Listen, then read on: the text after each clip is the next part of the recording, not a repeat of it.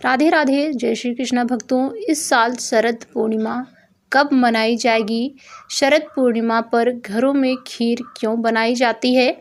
आइए जानते हैं।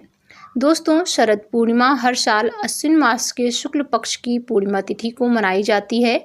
इसे कोजागरी पूर्णिमा भी कहा जाता है। इस साल शरद पूर्णिमा 6 अक्टूबर 2025 को मनाई जाएगी। इस दिन चंद्रमा और पृथ्वी के बीच सबसे कम दूरी होती है।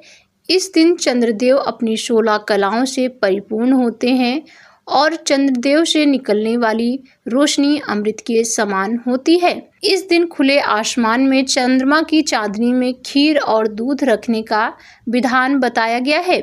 शरद पूर्णिमा के दिन खीर बनाने का धार्मिक महत्व क्या है और क्यों रात्रि में खीर को चांद की रोशनी में रखना चाहिए? धार्मिक मान्यता है कि शरद पूर्णिमा के दिन चंद्रदेव 16 कलाओं से परिपूर्ण होते हैं और पृथ्वी पर अमृत की वर्षा करते हैं।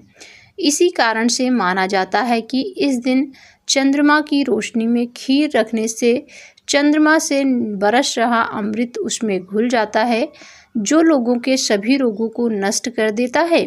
एक अन्य धार्मिक मान्यता के अनुसार माता लक्ष्मी को खीर बेहद प्रिय है और चूंकि इस दिन को माता लक्ष्मी के प्राकट्योत्सव के रूप में मनाया जाता है, इसलिए इस दिन माता को खीर का भोग लगाना शुभ होता है। ऐसा करने से माता का आशीर्वाद मिलता है। इस दिन गेहूं और चावल का दान करना शुभ माना जाता है।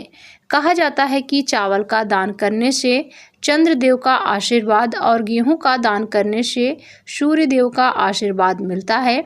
इससे भक्तों के भंडार हमेशा अनाज से भरे रहते हैं। इस दिन चंद्रमा की रोशनी में रखा खीर प्रसाद के रूप में लोगों में बांटना शुभ होता है। शरद पूर्णिमा के मौके पर खासकर सफ़ेद रंग के कपड़े का दान करना चाहिए।